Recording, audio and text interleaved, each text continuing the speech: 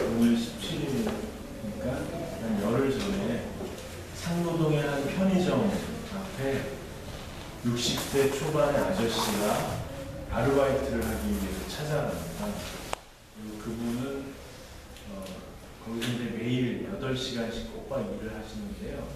크고 작은 짐을 나르시고 또 동네 꼬마들한테는 알사탕도 팔고 보시름돈도 내드리고 또 할아버지 할머니들한테 막걸리도 팔고 200원 깎아드리고 이러면서 하루를 보내셨는데요. 그는 그 바로 전날, 즉 3월 5일날 17대 중앙선거관리위원장직을 퇴임한 김능환 씨입니다. 그 아내가 운영하는 편의점에서 하루에 8시간씩 아르바이트를 하는 소시민이 되었습니다.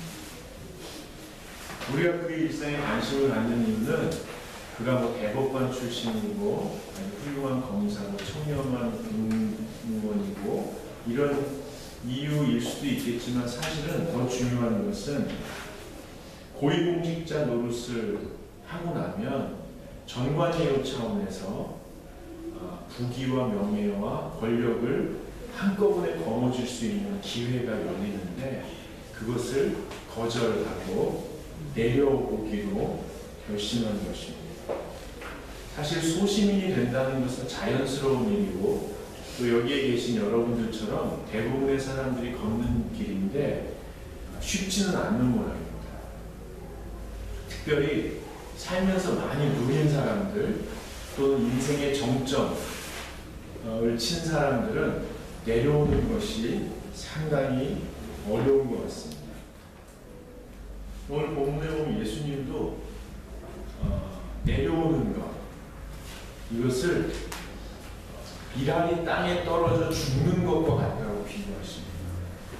여러분 그 성경 오늘 본문에 보면 그리스인들, 헬라인들이 예수님에게 찾아옵니다.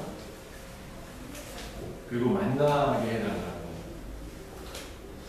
만나서 배우고 싶다고.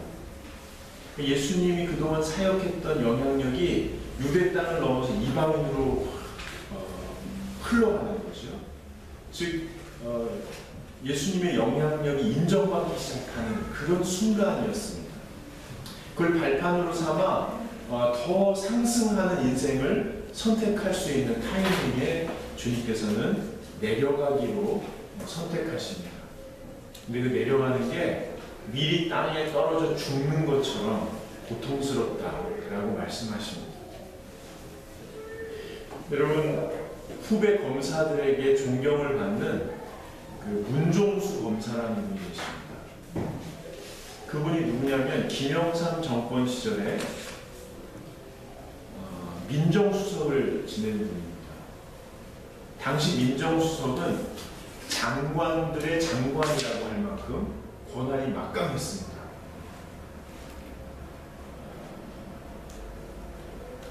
근데 이분이 공직생활을 참 청렴하게 하고 퇴임하시면서 변호사 사무실을 여셨어요. 근데 이분이 왜 변호사 사무실을 열었는가에 대해서 이렇게 말씀하신 적이 있습니다. 옛날에 이렇게 송고만 했었는데 누군가를 변호해보고 싶었다. 그리고 솔직히 말해서 돈도 좀 벌어보고 싶었다. 이렇게 얘기합니다. 변호사가 됐는데 이제 후배들이 존경하니까 쉬운 거, 중요한 거 이런 변호 일들을 많이 맡기니까 점점 좀 사무실이 잘 운영이 되던 차에 이야기하면 대충 이제 감을 잡으시겠지만 그 당시 세계적인 기업 중에 우리나라 기업 중에 위기에 처한 기업의 총수가 찾아오게 됩니다. 그리고 변론을 맡아달라고 그러면서 백지수표를 해요. 이 장로님께서 백지수표를 받아들고 집에 와가지고 처음으로 마음을 흔들리는 거예요. 묵지라고 해서. 이 백지수표라는 거 받아보신 적 있어요? 백지는 받아봤죠. 백지는 받아봤을 겁니다. 그리고 백지를 내본 적은 있죠. 근데 백지 수표를 받아본 적은 없으실 거예요. 여기다 그냥 쓰는 만큼이에요. 쓰는 만큼. 그러니까 마음이 흔들리는 거예요. 밤새 잠을 못 자고 거실에 앉아서 한숨을 푹 쉬고 있는데 새벽녘에 사모님이, 그 사모님이 아주 장부시거든요. 사모님이 이렇게 지나가시면서 등짝을 딱 내려치시면서 정신 차리라. 장모님이 그때 정신이 돌아오셨대요. 그러면서 그걸 다시 갖다 주고 변호사 사무실 닫습니다. 고민하고 기도하시다가 닫고 변호사 그 증을 반납합니다. 다시 나가야겠다. 그리고 재산을 정리하고 강원도 그 작은 도시 물치라는 곳에 내려가십니다. 그래서 물치감리교에 출석하시면서 뭘 하시냐면 길거리에 청소년들을 모아서 성경 공부를 시작합니다. 3명이 모였다. 한 명은 지적 장애인, 한 명은 자폐가, 또 한 명은 성도착증. 아무 데서나 바지를 내리는 거예요. 백화점 같은 거. 이 아이들에게 짜장면을 사주고 옷을 사입히고 운동화를 사입히고 같이 놀러 다니고 그러면서 이 70 다 된 할아버지가 그 아이들에게 성경을 가르칩니다. 또 좀 지나니까 마을에 초등학교를 안 나온 아줌마들이 모아서 한글을 가르칩니다. 한글을 가르치고 책 읽는 걸 가르치고 독서 모임을 했어요. 그리고 교회에 비전 센터를 건립했어요. 모금을 했어요. 그리고 거기에 수만 권의 책을 갖다 놓고 동네 사람들이 읽히는 거예요.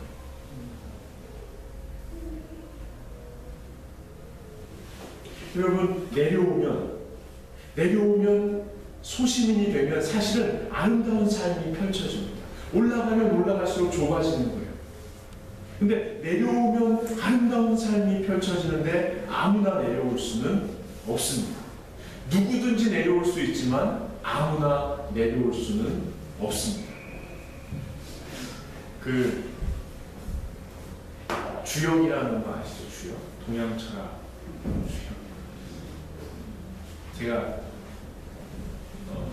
주역을 이렇게 보면 이 정치는 책이 아니고요. 사실은 인생의 그 흐름을 읽는 아주 철학이 담긴 그런 책인데 거기에 인생을 6단계로 보더랍니다. 첫 번째 단계는 용이 물속에 있는 단계, 잠용. 그래서 그 물속에서 형체를 갖춰가고 움직이면서 근육이 키워지는 거예요. 그 다음에 물 밖으로 나오는 게 2단계입니다. 현용. 모습을 드러내는 거예요. 사람들이 태어났구나 이렇게 관심을 보이죠. 3단계가 뭐냐면 날기 위해서 기술을 배우고 능력을 키우는 단계예요.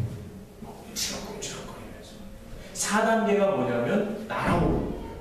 팍 차고 날아오는 때 사람들이 제일 주목을 합니다. 날아오는 거예요.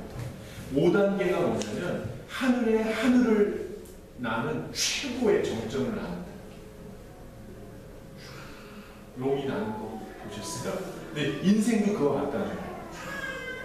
근데 6단계가 뭔지 아세요? 6단계가 가장 중요한 단계입니다. 예. 6단계는 조용히 내려오고.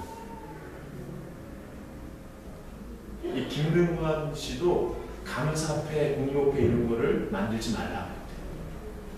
괜한 데 돈 쓰지 마라.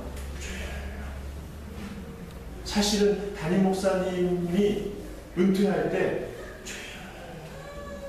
회사 기업의 총수가 자리를 물러날 때 내려 이게 지혜이고 이게 능력이라는 거예요.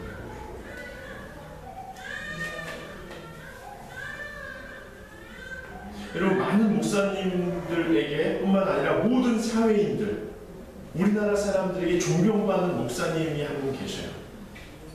여러분 다 아실 텐데요. 교회를 사임하고 개척을 했는데 몇 년 만에 수천 명이 모인 거예요. 저희는 이제 오늘 물론 마라톤 때는 아직 못 하지만 몇 년 만에 2, 3년 만에 수천 명이 모였어요.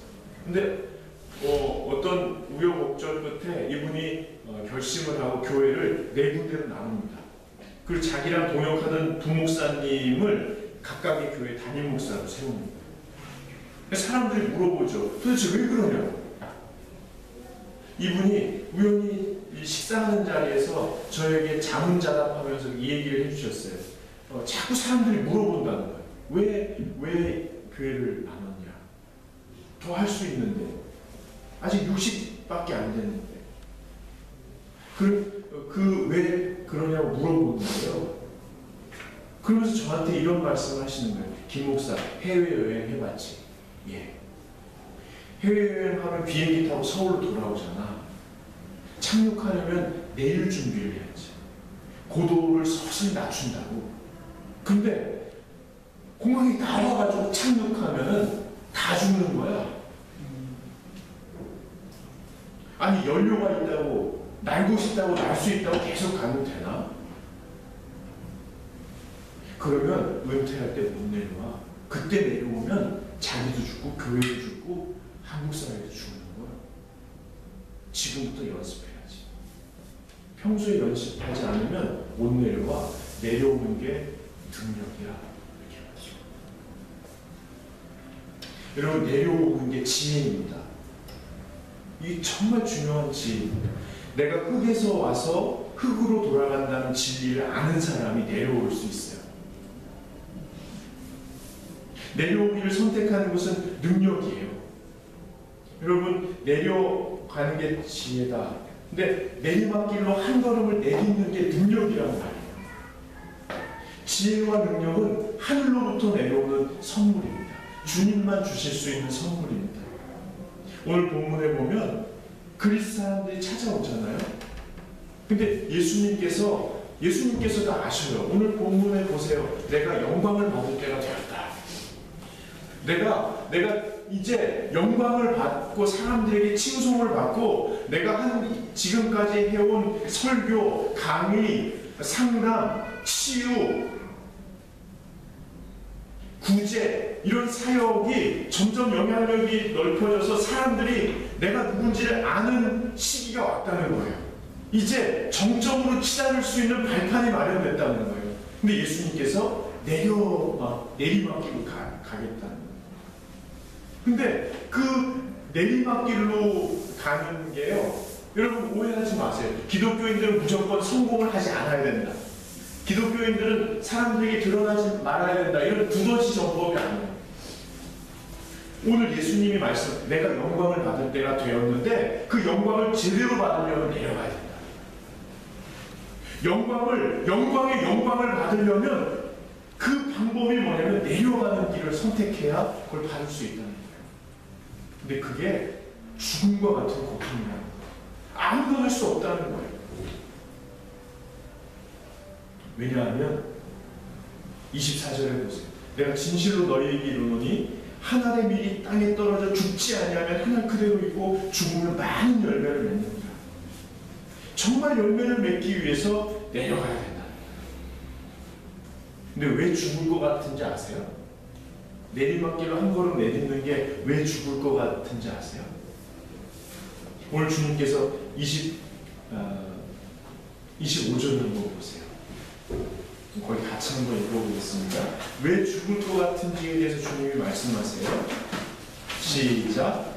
자기 생명을 사랑하는 자는 잃어버릴 것이요 이 세상에서 자기의 생명을 미워하는 자는 영생을 보존합니다.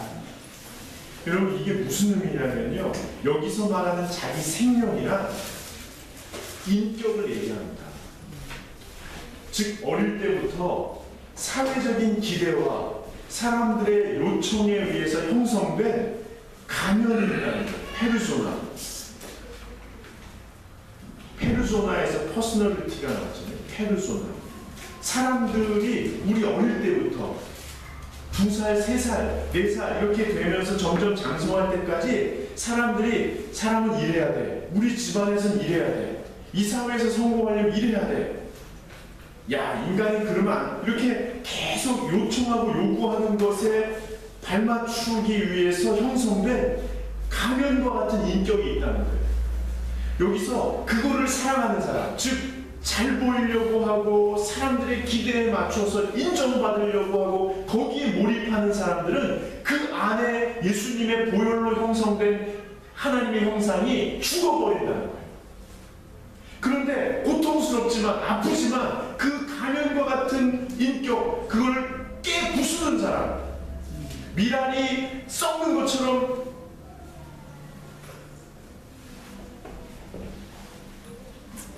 그런 사람은 이 생명이 살아난다.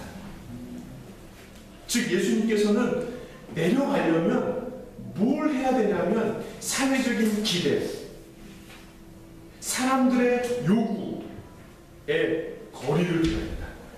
무조건 따라가서 사람들이 왜 기대를 해요? 사람들이 왜 요구를 해요? 나의 역량과 나의 능력을 자신들을 위해서 사용해달라는 거예요.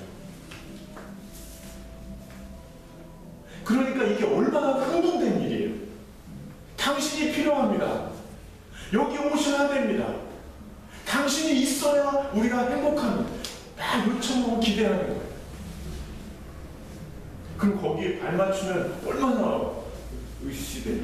제 다이어리에 보면은 이렇게 어디 강의 가고 어디 집회 가고 어디 세미나 가고 뭐 이렇게 써 있어요. 저는 이렇게 얘기해요. 주님께 집중 기도하기 위해서, 가족과 친구들을 위해서, 이 사무실을 지키기 위해서 좀 이거를 정리해야 돼. 늘 그렇게 막 얘기해요. 근데 어느 한 주간에 아무것도 없으면 이게 왜 없지? 왜 없을까? 이게 사람의 가벼운 심리인 거예요. 근데 주님이 말씀하신 그걸 계속 따라가면 그걸 다 그만하는 게 아니에요. 거리를 두라는 거예요.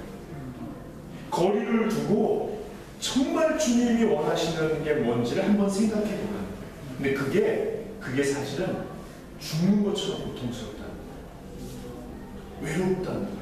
고독하다는 거예요. 여러분, 그 다음에 주님께서 말씀하세요. 사회적인 기대와 사람들의 요청에 거리를 두면은 그 다음에 해야 될 게 뭐냐면 자신의 내면의 욕구를 솔직하게 하나님께 고백하는 거예요. 그 페르소나를 깨면 자기 속에 알맹이가 나온다는 거예요. 그 알맹이를 말걸로 주님 앞에 드러내라는 거예요. 여러분, 여자분들 과일을 깎잖아요. 과일을 깎고 또 이렇게 뭐 껍데기 벗기잖아요. 그럼 그 속에 과즙이 이렇게 흐르는 그게 있잖아요. 그거를 하나님 앞에 딱 드러내는 거예요. 거기 한번 보세요. 27절에 그럼 같이 읽어볼까요?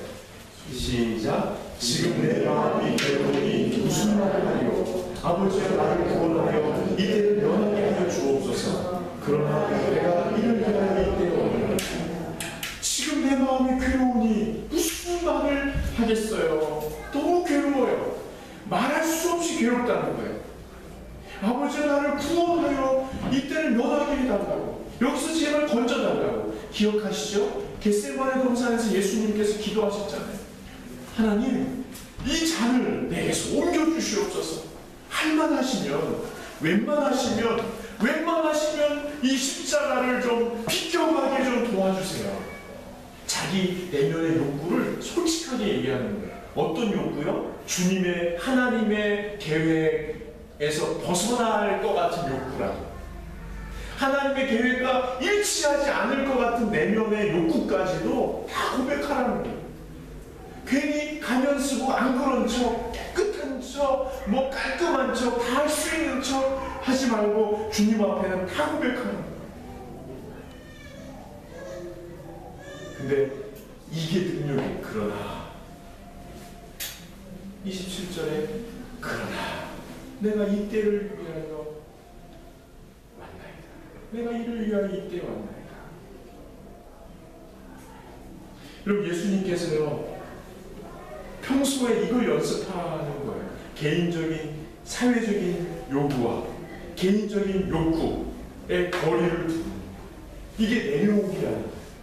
이걸 평소에 연습한 사람들이 정말 정점에 도달했을 때, 또는 정적으로 도약할 수 있는 발판이 마련돼 씌워서 자기가 망하는, 그냥 떨어져 버리는 우를 범하지 않고 정말 하나님께서 예비하신 영광의 길을 향하여 갈 수 있다는 거예요. 고통스럽지만 그 길을 갈 수 있다는 거예요.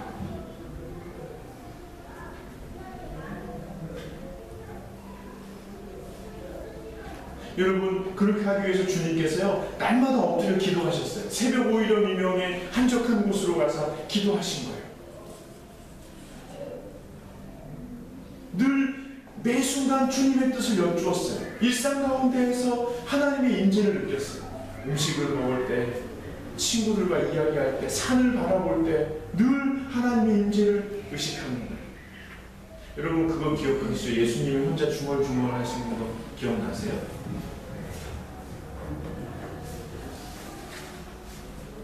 중얼중얼 하시던 거 기억나요?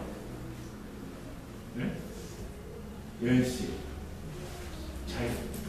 하나님이, 예수님이 이렇게 하시고 어떤 걸 이렇게 얘기하시잖아요. 그러면 혼자서 그래요. 하나님, 오늘도 내 기도를 들어주셔서 감사합니다. 아버지, 오늘도 내 기도를 들어주셔서 고맙습니다. 어떨 때는 듣게 하실 때도 있어요. 그러면서 또 뭐라고 하시냐면, 이거는 나를 위해서 하는 얘기 아니고 이거 듣는 사람들 위해서 하는 거예요. 계속 하나님하고 중얼중얼하는 거예요. 이게 내려오는 사람들의 모습인 거예요. 여러분, 그 인도에서 태어나가지고 하버드에서 의대를 공부했는데 그 초프라라는 사람이 있어요. 지금은 터프스, 여기 가끔 오는 그 공군간 유찬이 학생이 다니는 학생이 터프스하고 어디서 이제 지금 의대 교수로 계신 분인데요.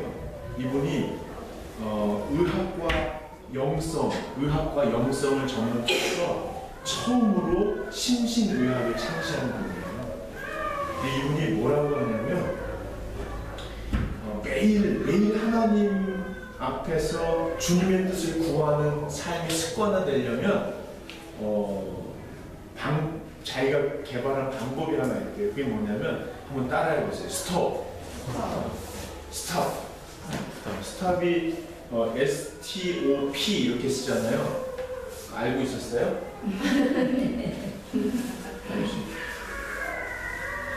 박사 공부하는 사람은 그 정도는 아니에요. 스톱, STOP 이렇게 쓰잖아요. 이거를 마음에 기억하라는 거예요. 스톱.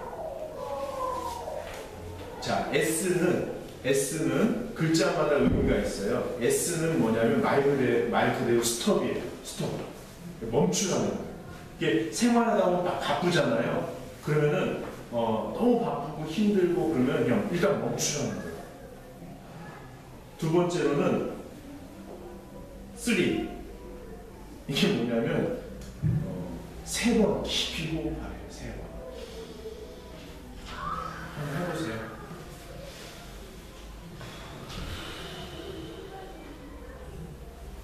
코를 들이마시고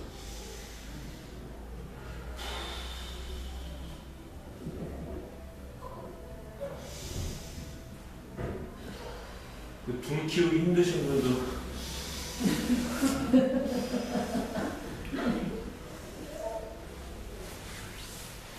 그러면 이렇게 뇌파가 안정을 찾고 심장도 이렇게 안정을 찾는데요. 그 다음에 O는 observe, 관찰하래요. 뭘 관찰하냐면 자기 몸을 관찰해요. 내가 머리가 아픈가, 목이 아픈가, 허리가 아픈가, 어디가 불편한가, 긴장되나, 자기 마음도 어떤 생각으로 어떤 마음으로 복잡한지, 그러니까 몸과 마음을 살펴보는 거예요. 그냥 마지막이 주변을 한번 관찰해보는 거예요. 내가 어떤 일 때문에 바쁘고 이 일을 왜 해야 되는 건가, 이런 것들을, 사람들의 기대와 요구도 이게 정말 중요한 건지 한번 관찰해보는 거예요. 네 번째 단계가 뭐냐면 P잖아요. 프로시드. 계속 그 다음에 나아가라는 거예요. 그 다음. 자, 스톱. 다시 한번 해보세요. 스톱. 멈추고 숨 쉬고 관찰하고 그 다음에 다시 나가요. 여러분은 인생의 정점에서 혹은 정점을 향해 도약할 순간에 혹은 크고 작은 인생의 기회에서 내려오기를 선택하면서 사실은 죽음과 같은 고통을 경험하십니다. 그러니까 예수 믿었는데 다 포기해야지, 예수 믿었는데 양보해야지 이렇게 쉽게 얘기할 수 없습니다. 그것은 죽음과 같은 고통입니다. 예수님이 그걸 아십니다. 그래서요, 상당히 정중하게 말씀하시는 거예요. 너 더 갖고 싶지, 더 오르고 싶지, 더 인정받고 싶지, 더 잘 살고 싶지, 행복하게 살고 싶지, 나도 그거 안다. 그런데 자칫 잘못하면 다 이룰 수도 있어. 제대로 얻으려면, 정말 영광의 영광을 얻으려면, 하늘의 하늘을 오르려면, 부활의 아침을 맞이하려면 지금 신중하게 내려와야 된다. 그게 상당히 고통스러워. 그걸 아신단 말이에요. 그리고 예수님도 갈등하셨어요. 마음이 죽을 것처럼 고통스러울 만큼 십자가에 순종하기 어려우셨습니다. 그래서 그랬는지 하나님 앞에 하나님 뜻이면 아주 흔쾌하게 네, 십자가 지겠습니다. 네, 제가 양보하겠습니다. 네, 제가 그 길을 가겠습니다. 라고 흔쾌하게, 요즘 말로 말하면 쿨하게 하나님 뜻에 따르지 못한 것이 죄송스러웠는지도 모릅니다. 그래서 주님이 마지막에 뭐라고 기도하시냐면요, 28절에 보세요. 아버지요, 아버지의 이름을 영광스럽게 하옵소서. 자기 내면의 아픔을 다 고백한 후에 주님이 이렇게 말씀하세요. 아버지요, 아버지의 이름을 영광스럽게 하옵소서. 이 영광스럽게 하옵소서의 원래 의미가 뭐냐면 하나님에게 기쁨이 되면 좋겠습니다, 이 말입니다. 하나님의 기쁨이 되면 좋겠습니다. 하나님이 보시기에 참 좋다, 보기 좋다, 내 마음이 흐뭇하고 기쁘다, 이렇게 됐으면 좋겠습니다라고 마지막에 기도를 하십니다. 사람들의 기대와 내 자신의 욕구 사이에서 갈등하면서 그래도 주님의 기쁨이 되면 좋겠습니다라고 기도하시는 거예요. 여러분도 그런 갈등을 겪으시죠? 생각 같아서는 하나님 뜻에 쿨하게, 흔쾌하게 하나님 뜻이 그겁니까? 내가 그거 순종하겠습니다. 나만 믿으십시오 라고 얘기하고 싶은데 사람들의 기대와 내 개인의 욕구 속에서 갈등할 수밖에 없는 자신의 모습을 보면서 이런 기도 한 번쯤 하시지 않습니까? 내가 이 모양이어도 주님께 기쁨이 되면 좋겠습니다. 주님께 영광이 되면 좋겠습니다. 우리 집안이 이 모양이어도 하나님에게 기쁨이 되면 좋겠습니다. 우리 교회가 이 꼴이어도, 우리 기업이, 우리 나라가 이래도, 네? 우리 아이가 아까 기도할 때, 네? 북한이 핵을 가지고 세계를 지금 막 이렇게 흔들어놔도 주님, 나중에는 우리나라가 하나님에게 기쁨이 되면 좋겠습니다 라고 기도하잖아요. 그렇다면 이 예수님의 기도는 저와 여러분의 기도인 것입니다. 기가 막힌 거는요, 하나님께서 이렇게 대답하십니다. 28절 후반부를 한번 보세요. 한번 같이 읽어볼까요? 이에 하늘에서 소리가 나서 이르되 내가 이미 영광스럽게 하였고 또다시 영광스럽게 하리라 하시니. 아멘. 효과음까지 넣어주시면 아멘. 하나님이 뭐라고 그러세요? 이미 내가 기쁘다. 이거 아세요? 이미 내가 기쁘다. 이미 내가 감격했다. 그거 아세요? 여러분과 제가 갈등하는 모습을 보고 하나님이 이미 기쁘시다는 거예요. 그거 아세요? 여러분, 제 아들이 초등학교 때 얘가 이거 볼래나 이 영상? 초등학교 때 제 지갑에 손을 댄 적이 있어요. 제가 지갑에 돈이 있으면 잘 이게 있는지 없는지 잘 모르는데 어느 날 보니까 뭔가 없는 거예요. 그래가지고 이렇게 처음엔 화가 나고 처음에 당황스럽고 좀 화가 나고 어떻게 해야 될지를 모르겠는 거예요. 그래가지고 가만히 며칠을 생각하다 보니까 이런 생각이 들었어요. 나도 어릴 때 많이 훔쳤는데 아버지가 2년 동안 봐주시다가 나중에 나 이제 그만하지 그 생각이 일단 났어요. 2학년 때 시작해서 4학년 때 끝난 야, 소탐 대신한다. 작은 거 잡고 그러면 큰 거 이룰 수 있으니까 그만하지. 그때 제가 손을 씻었거든요.